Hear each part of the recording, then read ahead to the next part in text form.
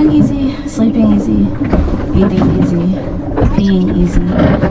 It's all just physically hard right now. This is my story of how I rode this boat across the Pacific Ocean. That's me, Cassidy.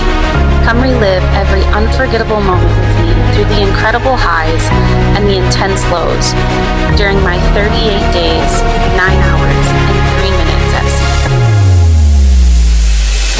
Hello again. It is day 2, June 9th, 2024. Day 2 is definitely where the exhaustion and nausea started setting in for me. We had decided to stick to our strict 3 hours on rowing and 1 hour off resting schedule during the daylight hours, anywhere between like 6 or 7 a.m. to about 8 or 9 p.m. We were rowing that schedule, and it continued to be challenging on my body. Not only was the rowing schedule physically demanding, but so were the weather conditions. We had head-on winds that just wanted to push us right back into land, and it was tough rowing. The water felt heavy, the wind was going in the complete opposite direction of where we needed to go. It just made it that much more difficult. Today has been hard physically. The wind is pointing in the exact opposite direction of where we're going, so it's not helping us at all. And if you can't tell, the boat is rocking, which doesn't make rowing easy, sleeping easy, eating easy, being easy. It's all just physically hard right now. So, I'm gonna take this stuff off. I'm gonna get my 3 hours of rest. The coldness had also started to set in. We started to wear our foul weather gear, and those were overall bibs and a big jacket. And not only was I struggling physically with the schedule and the weather conditions, but it certainly didn't help that I started feeling nauseous and not eating the recommended amount of calories in a day, which was in turn making me feel very weak. A little queasy sometimes, but mostly good. It's cold at night. We're all feeling a little sore and weak and tired, but pushing through. The race organization and safety officers put together a calculation based on our body weight and how many calories we would burn in a day. And it was recommended for me to eat 4,500 calories a day. That's about double the amount of calories I eat in a typical normal day, not rowing across an ocean. And it's a lot of food. But so is rowing 12 hours a day. The race also requires us to bring 55 days worth of food, which included both freeze-dried meals and snack packs. So the total amount of calories were split between those two items. I had originally planned to eat 2 freeze-dried meals, a breakfast type meal, so oatmeal or a protein shake, and a snack pack each day. That would cover my 4,500 calories. For myself, I had to take 110 freeze-dried meals, 55 breakfast meals, and 55 snack packs. And this is a completely unsupported race, so we had to pack all of that on our boat for the entire crossing. You're probably wondering, where does this go? How do you fit it on the boat? It's basically a big game of Tetris. Just turn those cashews into nut butter. There are hatches on the deck of the boat, and we would stuff all of our meals and all of our snack packs in those hatches, and they were packed full at the start of the race. I did not end up eating that much food or that many calories every day, and certainly not on day 2. Typically, I would eat 2 freeze-dried meals and anywhere from half to 3/4 of a snack pack. Occasionally more from my snack pack, sometimes a breakfast meal too if I was feeling extra hungry. But overall, that amount was sufficient for me. But on day 2, I only consumed around 400 calories. I ate a snack size package of Cheez-Its, a snack size package of Ritz Bits, an applesauce squeeze pouch, and a fun size package of Skittles. Okay, first snack out of the snack pack, Ritz Bits. Pretty tasty. Those were foods that tasted good to me and were easy for me to get down.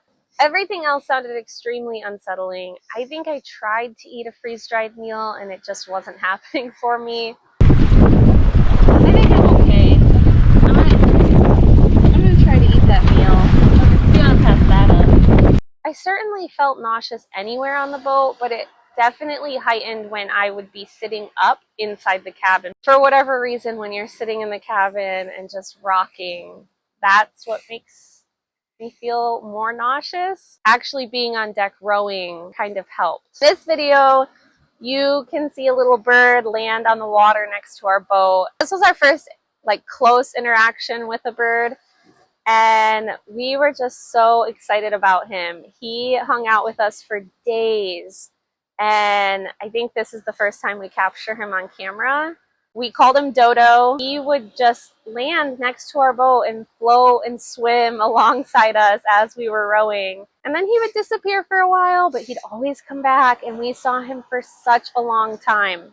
You'll definitely see more videos of Dodo. I'll make sure to share more of him throughout this series. Because of the way of the currents along the coast of California, we were getting waves that were going southeast instead of southwest. So we were getting waves that were hitting us side on. I was still getting used to moving around the boat while it's so rocky. And even while I'm rowing, there are times where I'm like, whoa!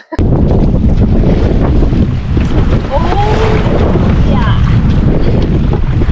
At this point, I was just still getting in the feel of life on the boat. Some of my all-time favorite shifts were during sunrise and sunset, and I was lucky to experience both. First sunrise. We're cold and tired.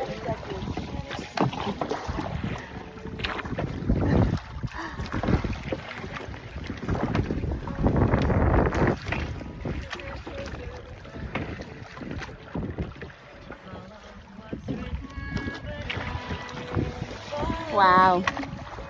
Something that helped keep me entertained and just kept the boat happy was for sure music. We listened to music most of the time. Trent was a huge part of our music. He helped take music suggestions from all of my teammates and I, and he surprised us with creating playlists for the top 100 songs in each year starting in 1991. And it was just so fun to listen to those playlists and listen to the songs and be surprised by what songs were on those playlists. Here's one of those songs that we listened to.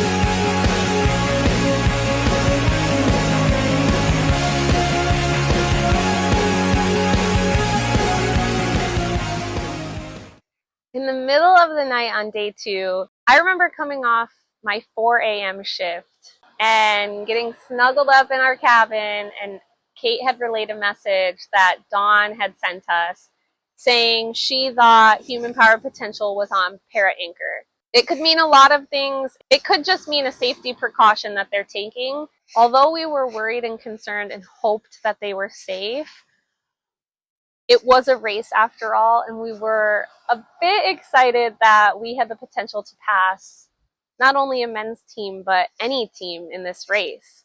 Hearing that they might be stationary for one night while we were still rowing was something to look forward to. It's very cold and very windy. But Kate just got a message from Dawn saying that human-powered potential is maybe on Para Anchor, and we're not. So maybe we pass a men's team. Fingers crossed.